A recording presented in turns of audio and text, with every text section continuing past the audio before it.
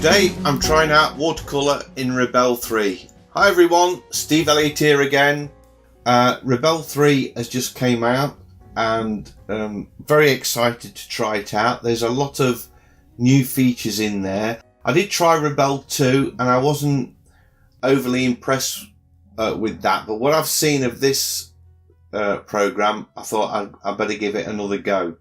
And I am using the demo here, so I've got to do this all in one go because I can't save anything.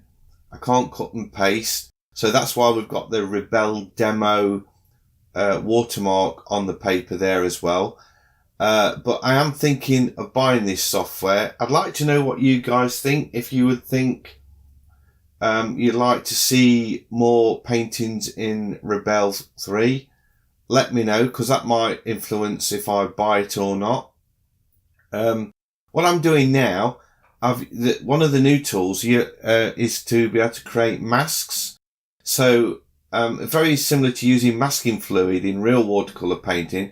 So I'm using the oil brush and I've set a colour which is very similar to the masking fluid that I use to sort of make me feel at home.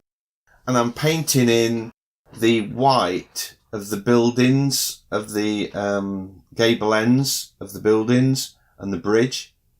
So that will be removed. So it's dead simple to do. You just create a layer and there's a letter above the layer that says M, which I've just clicked there.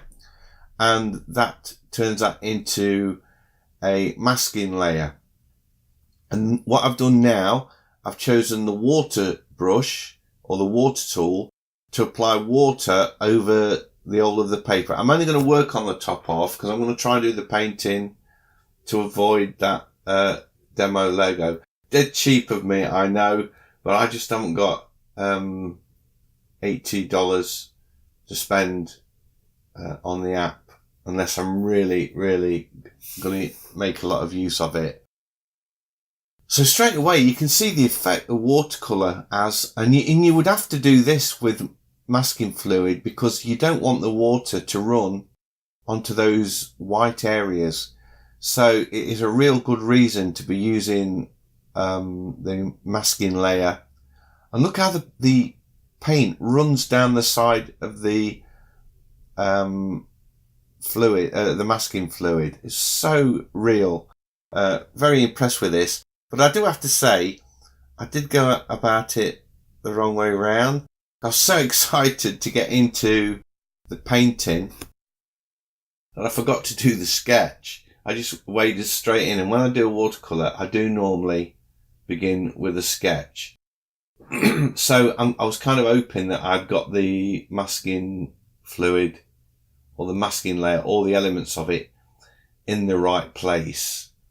I did do one other quick demo. There we are. Look at that. I mean, you just hide the masking layer and that looks so real, as if you've moved the masking fluid. And I did dry. There's an option to dry the paper at that point. And here I do decide to start sketching. I thought I would sketch in roughly the buildings. This is in real time, by the way. I've not speeded it up or anything.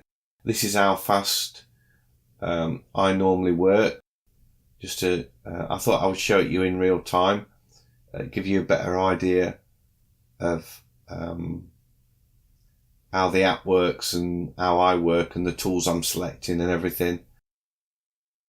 So I did spend maybe half an hour having a quick mess around with it. I worked out how to enlarge the canvas, and that's pretty much a standard plus and minus key to be able to do that. Enlarge the brush is the square brackets, but I had to set up some keys to rotate, and I tried to use control and plus and control and minus to rotate left and right, but I just couldn't get it to work. So in the end I ended up using the hash key and the at key and the semicolon to rotate left, right, and set rotation back to normal.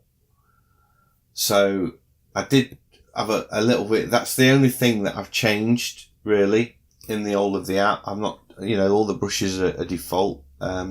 just using them as they are. The only thing that I changed really in the brushes was the amount of water that I was using. Obviously, the more water you use, the more the paint runs.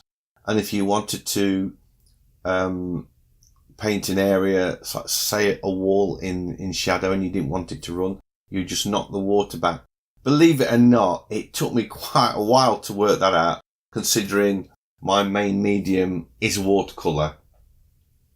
And I've painted so many watercolours, it didn't occur to me to drop the water level down. I was looking for other options, I think. Really, I don't know what I was looking for, but I was looking for a tool that was sort of, I suppose like in Artrage, where you've got a dry brush option or something like that, and it doesn't work like that. You've just got the one brush and you just change, adjust the water level for it to run less. I think at this point I've probably discovered how to do it. Yes, I had. So here we are. I'm now painting in the colours. The only thing that I think that I've done on this, I've actually made the colours very vibrant and much brighter than what I normally do in traditional watercolour. And as the painting progresses, I do tend to knock them back a bit.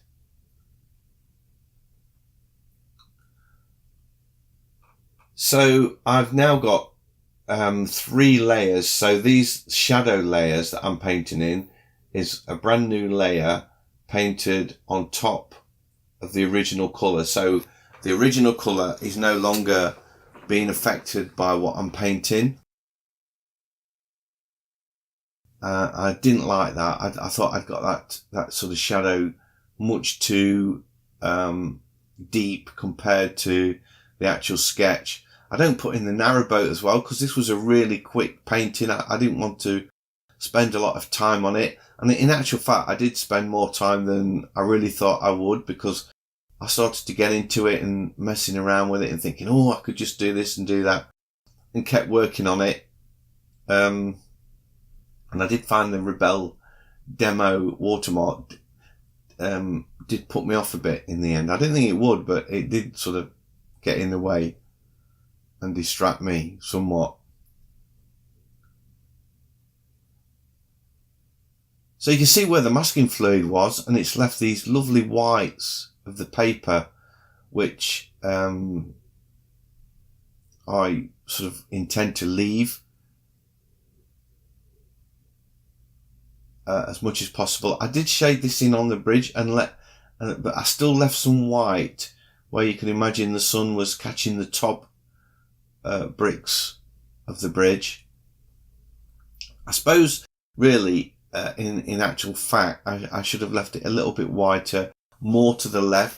Some of the bridge would have been in shade from the building and probably would have been okay, but looking at the highlights on the other buildings, I maybe should have left that a bit more white, but you know, it's okay, I suppose. And looking at this now, I'm thinking really what I've got is a finished sketch, and I should have stopped. I should have just put a few windows in and maybe a little bit of shading under the gutters, and that was it. That would have been a really very nice, soft, loose watercolour. But no, I had to keep going. But then again, I was sort of, messing with it out and trying it out, and I wanted to try different things, and I wanted to try the tilting the paper.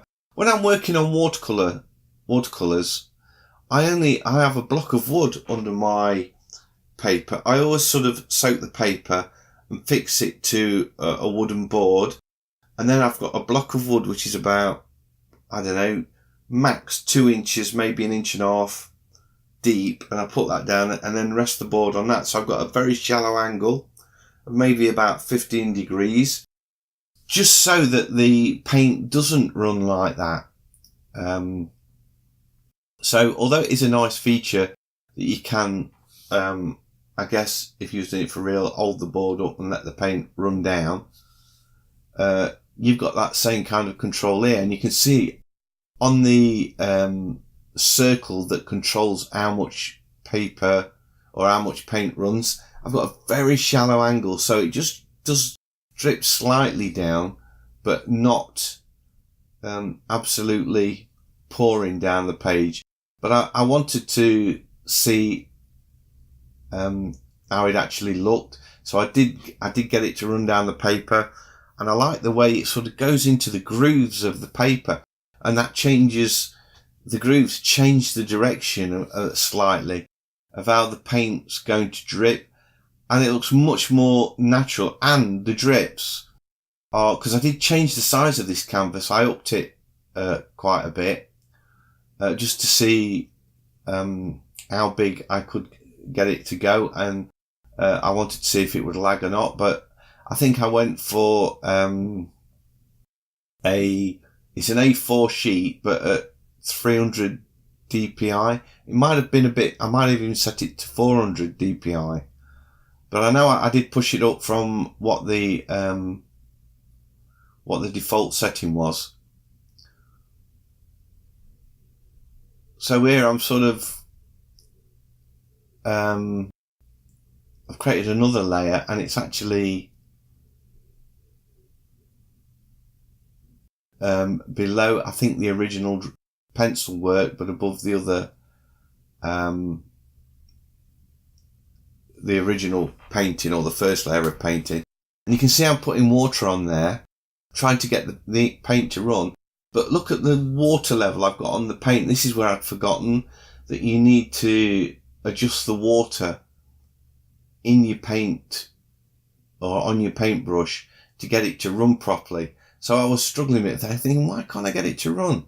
And it's just not happening. So that's something to watch out. If you do want to get that nice sort of flow, you need to use the water tool. And then there we go. I did get it to go a little bit there. I think I even used the smudge tool. I started to mess about with that, and I discovered that doesn't really give you a very realistic watercolour effect. It does look a bit artificial, so I wasn't too impressed with that. But I have to say, you don't really need it. Once you learn to use the watercolour brush as it's intended, I don't think you would need that at all. So I'm sort of going in with these darker shadows again. I've still got this water really, really low. I'm wondering why nothing's flowing out at all. But it is cool to know, because there are times when you don't want it to run, and you want those nice solid shapes. I think it's at this point I discover there's actually more than one brush shape. There's 4. So as I say, I've only had one quick play around with this. This is a tryout. So, I'm no expert. I'm just using it straight out the box, as it were. So it is very intuitive. And as you start to explore it, you find different things.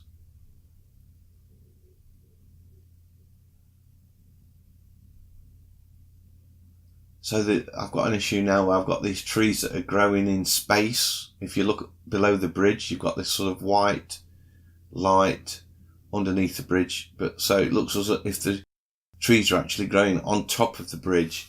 So I clearly need to sort that out. And I've upped the water now. I've suddenly realised how to get it to flow up that water level.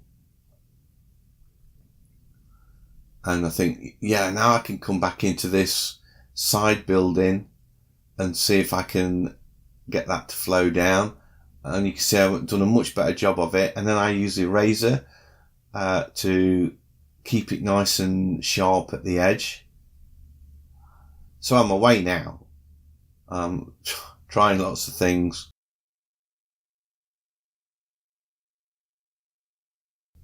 So that would be, you would do that like lifting out with a real watercolour painting. You'd have a bit of tissue and you'd press it on it and lift the colour out. So all nice techniques that I was sort of playing around with and discovering that helped sort of bring this painting on. And it still looks, to me, it's still got the look of a watercolour. I'm not, although I am sort of overworking it now. At this point, I thought it's not got that fresh, nice, soft look, but I still want to see if I can make something of it, you know. So I just kept working at it. And I'm just sort of experimenting with different things now, trying different brushes, upping the level of the water, giving it lots of tilt, see if I can get it to run down.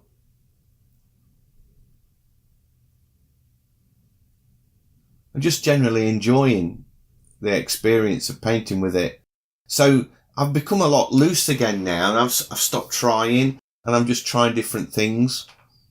And I think, in actual fact, it salvages the painting, because I sort of give up on it and I just start messing, I guess, and trying different things that I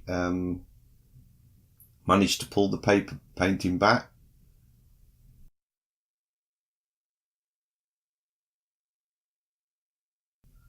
So I'm using white there, but it would be the same as just dropping in water, I guess, and the paint being pushed away, which was quite a nice effect. I'm seriously thinking that I'm going to buy this. So I'm hoping lots of people are going to put in the comments that, yeah, come on Steve, get this, we'd like to see more paintings in Rebelle, because then it'll kind of justify me spending the money on it. So I use the eraser there just to lift out the white of the buildings, of the chimney stacks. And I kept looking at that tree thinking, you know what, there's something, it's a bit of a naff tree. I need to do something with that. It's a nice summery scene. Let's get some leaves on it. I just love the way the paint flows. You put it on and it looks almost as if you've airbrushed it, and then it flows and transforms into this really nice watercolour. And then I thought I better reflect, put that yellow in the grass and sort of not just keep it in the tree, otherwise it would look really odd and out of place.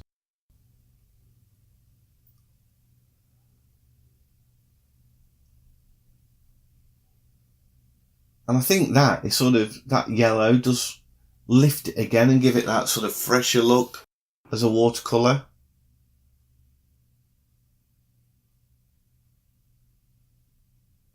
I think a print of this, or something like this, you could definitely do a print, and people would be, you could show experts, and they would be hard pressed to not know it wasn't a watercolour.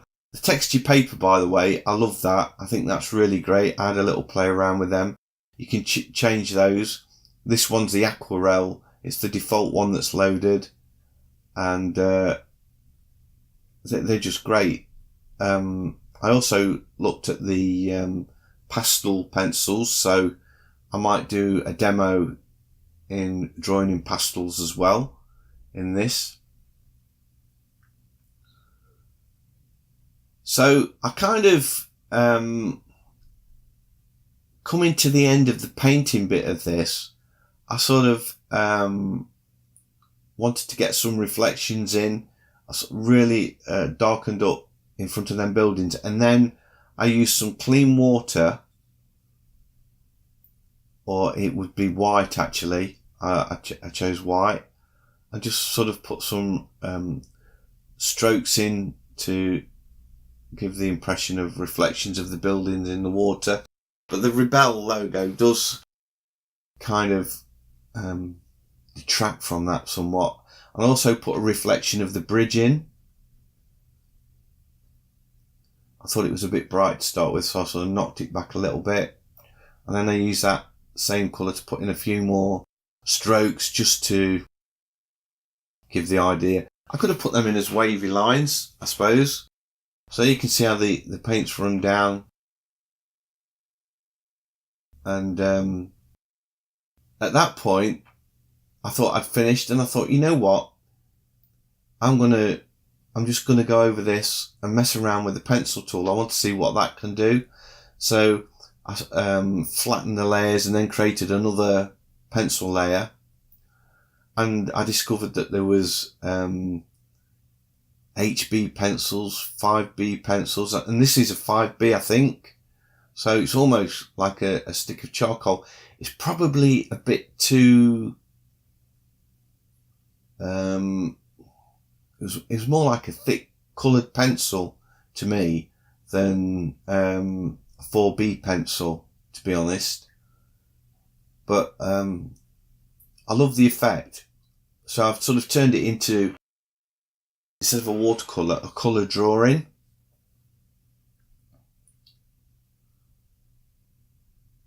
But I just thought it added a nice contrast. So what turned out to be not a drawing at all, but was just going to be a painting, I've done it in totally the reversed order and what I normally would, where you would begin with a sketch and then paint the sketch. I kind of did the painting and then did the sketch over the painting. Bit weird, really, I know. But I was having such a lot of fun, I didn't want to stop working on it, and I couldn't save it at all. So it all had to be done in one go. So you can see it's really easy to rotate, because I'm working on a Wacom Small Intuos Pro. So I do find it difficult to, you need to rotate the screen to get the the horizontal lines in. I find it very difficult to draw the horizontal lines on the Intuos without it going a little bit wobbly.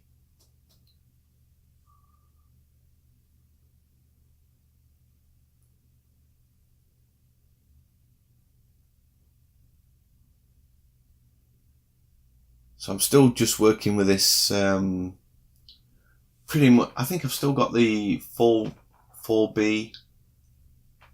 No, 2B. Yeah, I changed it to the 2B pencil after a little while. I thought the 5B was too much.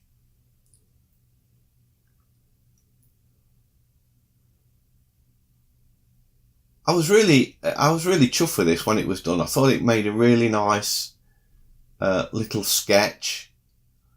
Sort of added colour to my original pencil sketch, which was done on site, by the way. I actually went and sat by the canal to do that original sketch, and now I'm going into sort of coloured pencil and just adding a bit of colour into the drawing. And then I thought it'd be nice to put the reflection. There would be a reflection of that tree on the building. So that is it. I hope you've enjoyed watching this painting and seeing Rebelle 3. If you have, a big thumbs up is much appreciated as always. And if you're new to the channel, please consider subscribing. I have lots of videos like this and I would love to be sharing them with you. So hopefully I'll see you in the next one. Bye.